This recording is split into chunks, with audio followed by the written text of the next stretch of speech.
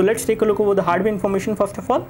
And taking a look over the hardware information, we can see that the model number of the phone is XonPhone 5, and we have quad-core processor on this device, clocked at 1.3 GHz. It is MediaTek 6582 chipset.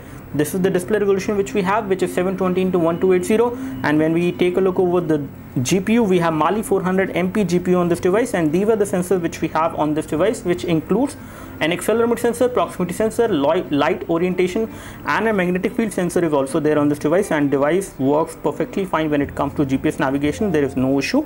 Let's take a look over the benchmark score on NT2.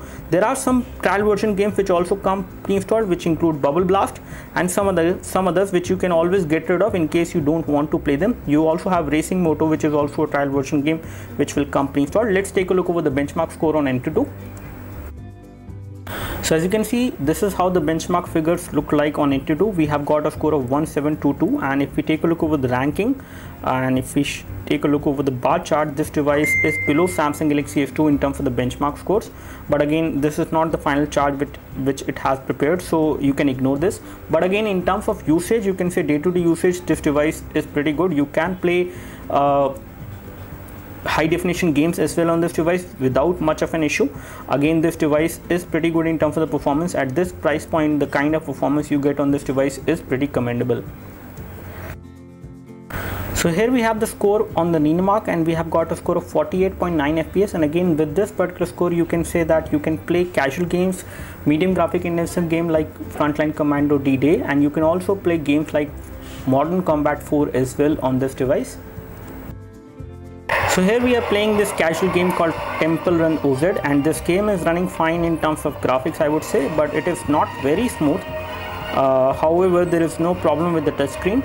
I can see the shadow of the player as well, and graphics are also loading fine, if not very smooth.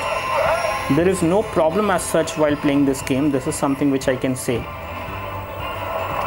There is no lag in graphics till now. There is no lag in the touchscreen response. Everything is running fine on this device without any issues till now. And the gravity sensor on the device is also working well, as you can see.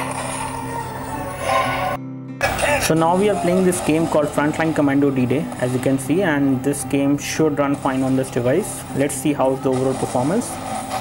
So I am running this game in high graphic mode, and it is running almost smoothly, I would say, as of now. I can easily, okay, it takes slight amount of time to aim, but I can aim and shoot. Graphics are responsive, I would say, but the touchscreen is slightly less responsive as compared to the other devices which I have seen. But you can play this game on this device with the kind of graphics which I can see are loading fine. But again, it is difficult to aim on the player and shoot on the display. So display is not very sensitive, but again it is working.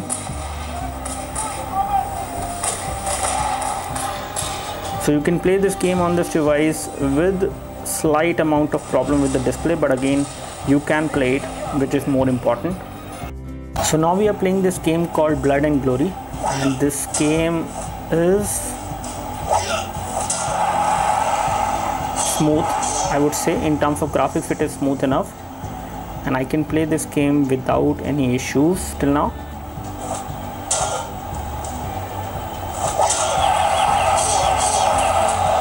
So you can play this game on this device without any graphic lag or without any issues till now.